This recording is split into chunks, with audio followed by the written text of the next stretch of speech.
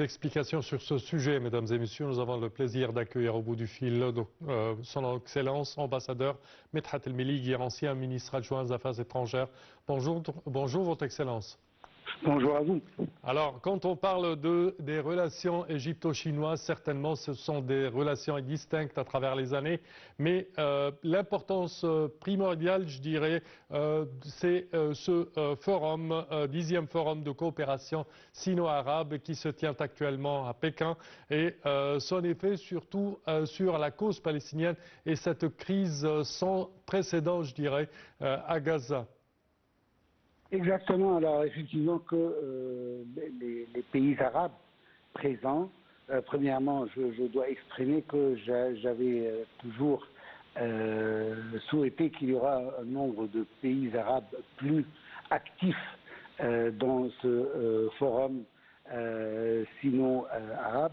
Mais bon, alors il y a déjà 4 pays, dont l'Égypte, le plus important de ces pays, qui sont présents là-bas et qui sont en train de formuler une relation arabo-chinoise pour répondre aux aspirations des peuples des deux blocs.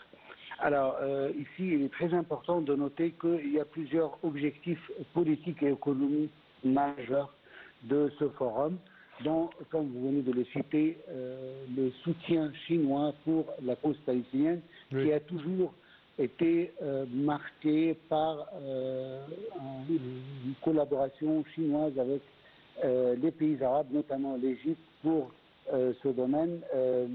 La Chine a toujours exprimé son espoir d'arriver à un État palestinien indépendant, et que je pense que après ces négociations, j'espère qu'on trouvera un rôle chinois plus impliqué dans ce conflit aux côtés arabes pour arriver ou atteindre un certain équilibre des superpuissances mondiales en ce qui concerne la résolution de ce conflit, tel qu'on voit par exemple les États-Unis impliqués dans ce conflit.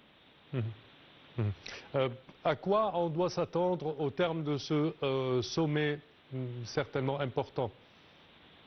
Alors, il est nécessaire de dire qu'en ce qui concerne le dossier de coopération économique et commerciale, alors je trouve que ce dossier a bien bougé, oui, et qu'il reflète, je veux dire, la coopération sino-arabe reflète pleinement le désir des deux côtés de poursuivre l'amitié traditionnelle pour promouvoir et développer les relations sino-arabes. Il y a aussi, je dois citer que les pays arabes aussi se sont prononcés pour une Chine unique, et je pense que c'est un dossier qui est très important pour la Chine, oui, le soutien arabe pour le dossier de la Chine unique. Et c'est un dossier très important pour la Chine, et je pense qu'il est nécessaire de exprimer notre soutien pour la cause chinoise en ce qui concerne ce dossier très important. La Chine a déjà reconnu l'État palestinien, et j'espère qu'après ce forum, on aura, comme je viens de le citer, une implication chinoise plus ardente en ce qui concerne l'exécution du plan dont on parle toujours, le plan de 2 États. Alors on a déjà un État israélien, alors on espère qu'avec le soutien chinois, on peut arriver aussi à une pression sur Israël, de sorte qu'on peut arriver à négocier. La Chine a commencé déjà à jouer depuis un bon moment dans les relations politiques.